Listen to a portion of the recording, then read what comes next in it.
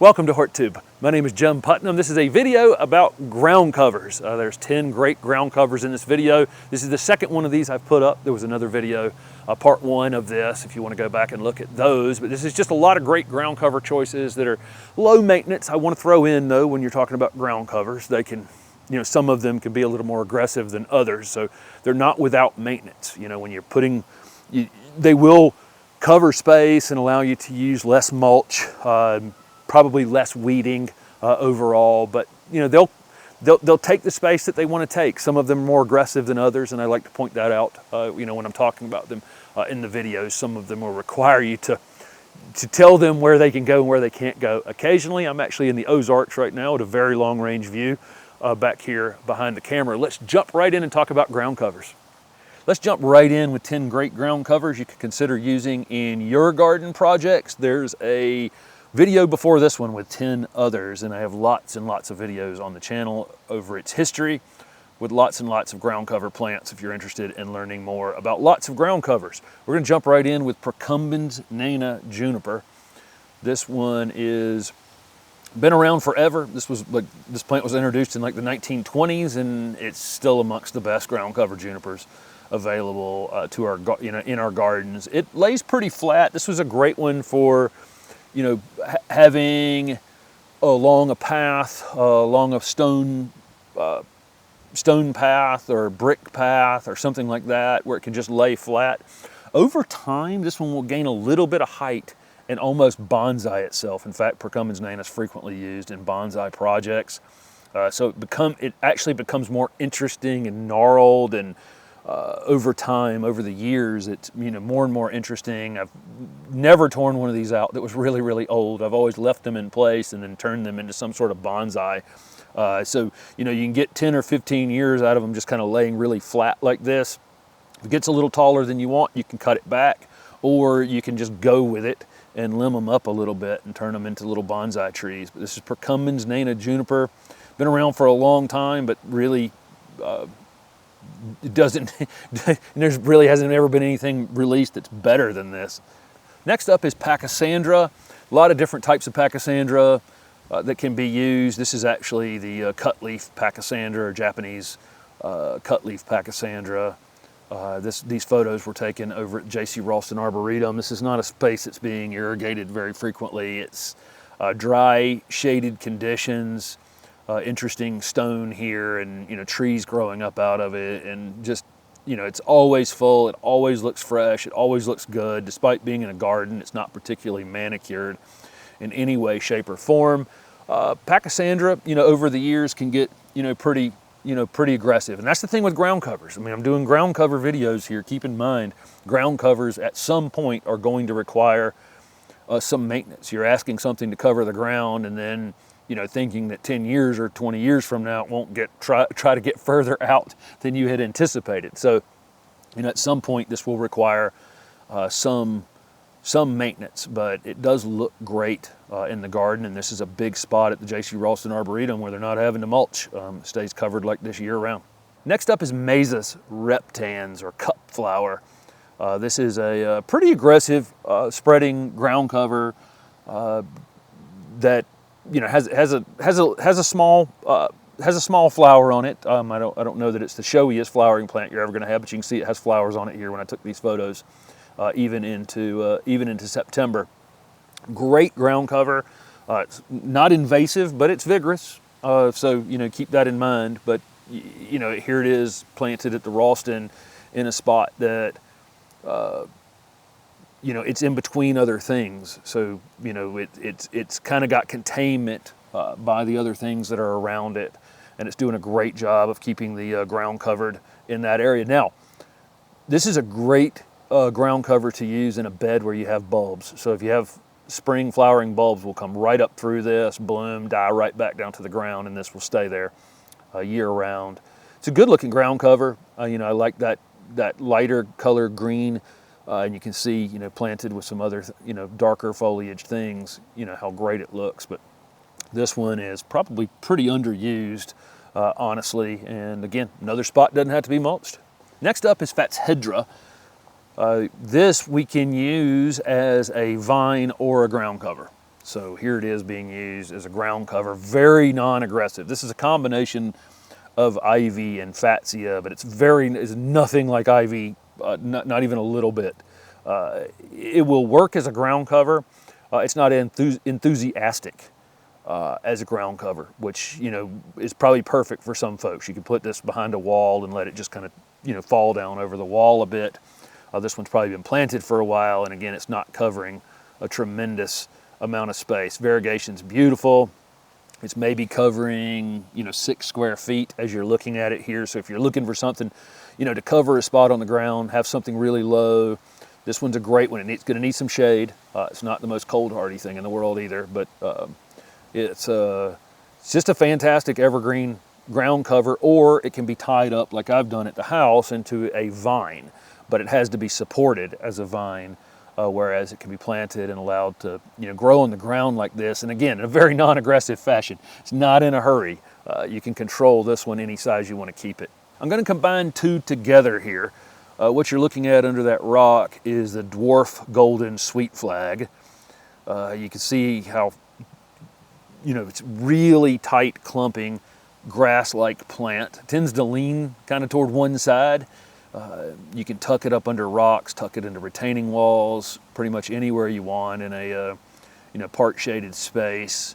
Loves to be near rock and stepping stones and things like that, and it loves to be along water. If you've watched any of Ram and Tom Giberson's videos on the channel, they've got it literally growing in the water, basically.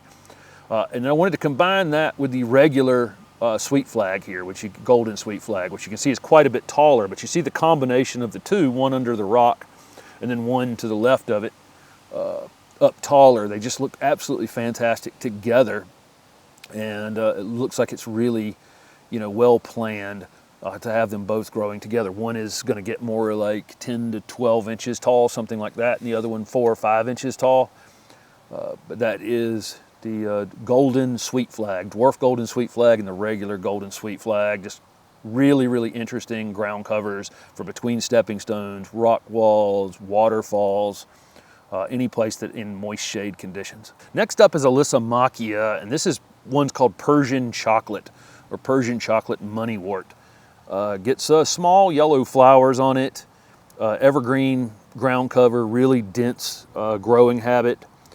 Makes a mass of purple leaves, like you can see here. The flowers are kind of a yellow bell-shaped flower. This one's going to take more sun. A lot of these ground covers I'm showing off in these videos are going to need some shade, except for the juniper at the beginning of this video, but this one will take, you know, lots and lots of sunlight. You can divide this. A lot of these ground covers, not all, the juniper's not really dividable, but a lot of these ground covers can be divided.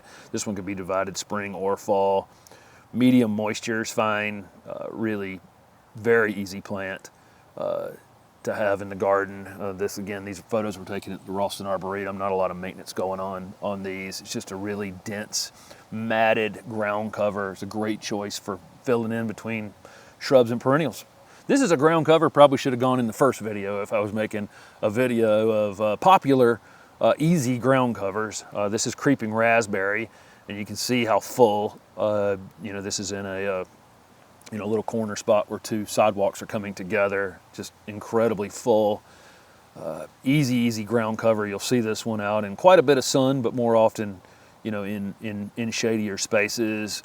I included some photos here around a tree in an incredibly dry island space at the Ralston Arboretum. It's got leaves dropped in it, and just, you know, it's just got everything going against it, and it's still doing a reasonably good job of covering the ground in this bed. And so, you know, Creeping Raspberry is just a super easy one. Ram uses it all over her garden in Athens, Georgia, from wet areas around her pond to really, really dry spaces in the garden. It just doesn't seem to care.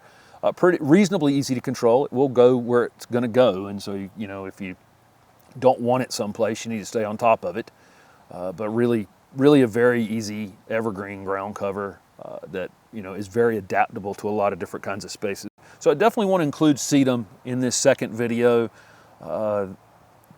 Lots and lots of choices with Sedum, from green foliage ones, thicker leaves, purple foliage, different, you know, chartreuse and yellows, and really interesting the variety of sedums that we can have in our gardens. They're really, really adaptable. They're, you know, you would think they would only take, you know, kind of dry spaces, and you'll see them used in a lot of the rooftop gardening applications where, you know, where gardens are going in on roofs these days.